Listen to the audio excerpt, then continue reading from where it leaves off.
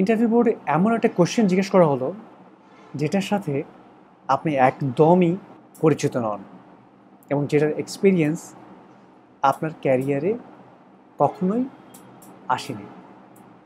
তখন আপনি কী রকম আনসার দিবেন? আনসার না দিয়ে বেরোয় চলে আসবেন? তো এইসব ক্ষেত্রে আমি একটা আপনাদের স্ট্র্যাটেজি বলতে পারি, যে স্ট্র্যাটেজি আপনারা ফলো করলে আশা করি আপনার জন্য ইন্টারভিউ বোর্ডে খুব হেল্পফুল হবে। এই স্ট্র্যাটেজির আমি একটা নাম দিয়েছি, নামটা হচ্ছে ARPE স্ট্র্যাটেজি অ্যাপ্রোচ।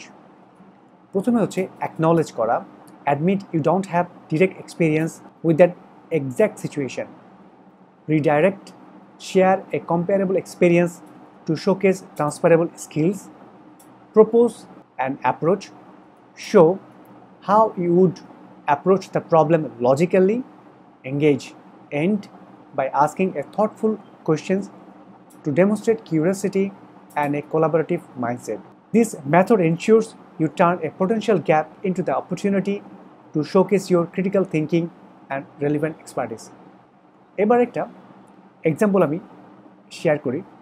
একজন এইচআরকে জিজ্ঞেস করা হয়েছে, সিনিয়র লেভেলের এইচআর পজিশনে জিজ্ঞেস করা হয়েছে, how would you handle a situation where a new HR technology implementation failed to gain buy-in from employees, causing resistance across the organization?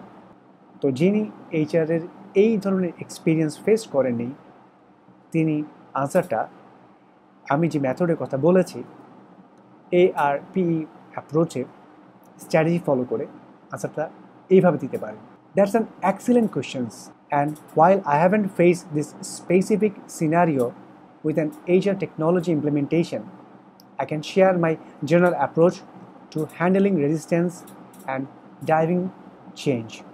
First, I would analyze the reason for the resistance, whether it's due to lack of training, communication, or understanding of the technology's benefits.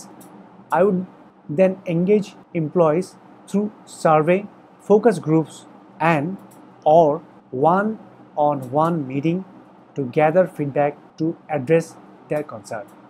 এই strategy follow করে আমরা interview বোর্ডে আনসারটা দিতে পারি।